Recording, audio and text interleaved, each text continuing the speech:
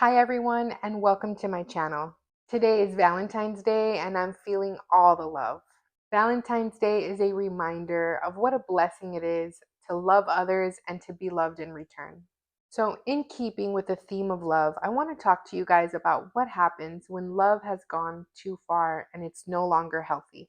So get comfy, grab a coffee, and we'll have one together.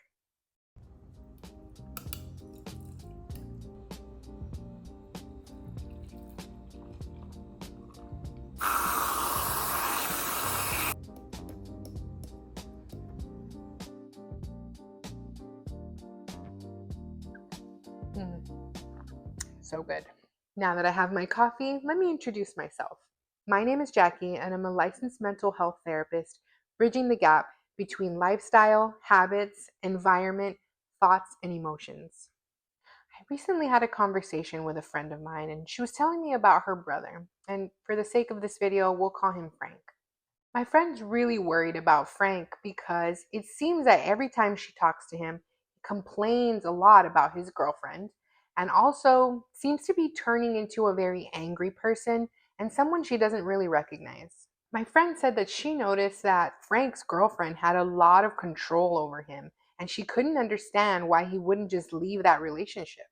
I explained to my friend that Frank might be in an emotionally abusive relationship and that this is very common when it seems like one partner in a relationship has a lot of control over the other. I shared with her some of the ways that you can spot emotional abuse, and now I'm going to share with you the top 10 most common signs of emotional abuse. This is going to be a two-part video because it's a lot of information and I don't want to shortchange you.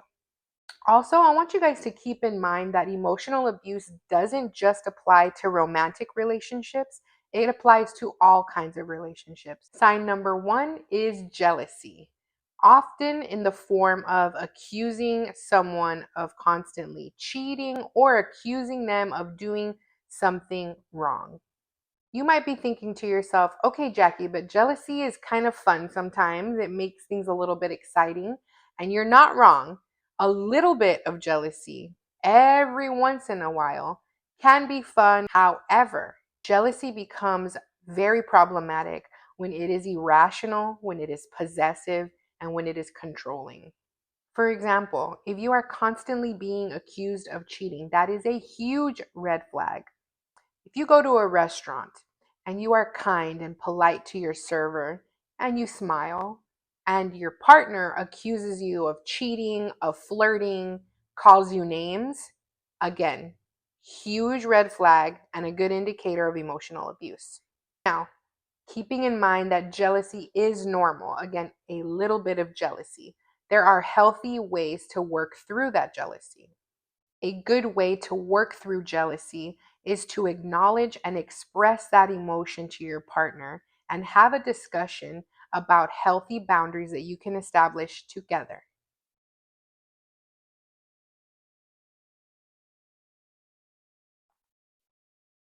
Sign number two is neglect. This can happen in the form of emotional neglect, in which you show a lack of empathy and you ignore your partner's needs. It can be sexual neglect in the form of denying them physical intimacy. It can be mental or intellectual neglect by ignoring their ideas, their thoughts, and their need for stimulating conversation. You can address neglect in a healthy manner by communicating your needs and identifying patterns that make it so your needs are unmet. Sign number three is isolation. The tricky thing about isolation is that it often starts very sweetly. In the beginning, someone wants to spend all their time with you because they're just absolutely crazy about you and want to be with you all the time, every day. You, in turn, become really excited because this is new and it seems really promising. It starts with them making plans and really making an effort to integrate themselves into your life. Eventually, these sweet gestures of buying tickets to go to events together and making plans with family, both yours and theirs, to spend time together, turns into more demanding behavior.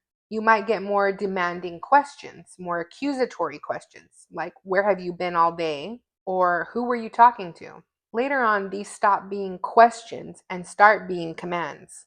It turns into, I don't want to see you on your phone when we're together, or I want you to delete your social media. And eventually, you might get things like, I don't want you leaving the house if I'm not going with you. In a healthy relationship, both parties should have the space and the freedom to pursue their individual interests, even if the other person misses you when you're away from home. It is possible and very healthy to be a loving partner and an individual at the same time. Sign number 4 is control of finances. Financial abuse is the most pervasive form of domestic violence, affecting 99% of domestic violence cases. Here are some examples of financial abuse. 1, preventing you from working or convincing you that you don't need to work. 2, withholding or controlling your use of the credit card or bank information. 3, using your credit card or bank information without your permission. 4, controlling household income in a very strict manner. 5, refusing to contribute to parenting expenses. 6 would be putting assets solely in their name and limiting your access to benefits. Healthy relationships require open communication, shared goal setting, and transparent access to assets to foster equality and trust. Sign number 5 is suicidal threats. I want to make it very clear that not all expressions of self-harm or suicide are abusive. All threats of suicide should be taken seriously. People with mental illnesses are at higher risk of self-harm. If someone you know truly wants to end their life, has a plan to do so, and has a timeline in which to execute this plan, please get immediate help. That being said, if someone regularly expresses that they want to harm themselves or they want to end their life when they are not getting what they want from you, or when you are threatening to leave them or end the relationship, understand that that is a form of emotional abuse. This person is manipulating you by playing on your feelings of love and your fear for their safety.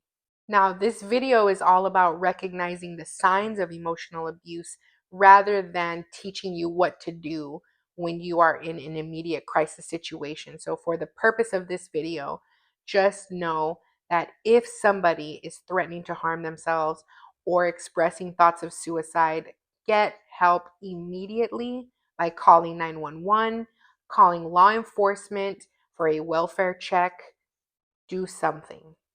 You can also call our National Crisis Hotline, which I will link in the comments below, if you need immediate help from a crisis counselor. Now, because all threats or expressions of suicidality should be taken seriously, this does not mean that you, as the person trying to leave, cannot continue to exercise your boundaries. You are not responsible for the decisions that they make about their life. You can still plan to end that relationship, but please get them the help that they need first. If you are interested in reading up on this topic beyond the 5 signs that I talked to you about today, I will link 2 really informative resources for you in the comments from Psychology Today and the National Domestic Violence Hotline. If you are watching this and you are thinking that you might be in an emotionally abusive relationship, I want to remind you that nobody deserves to experience abuse of any kind for any reason. I hope that you find the strength and support that you need from those around you in order to be safe.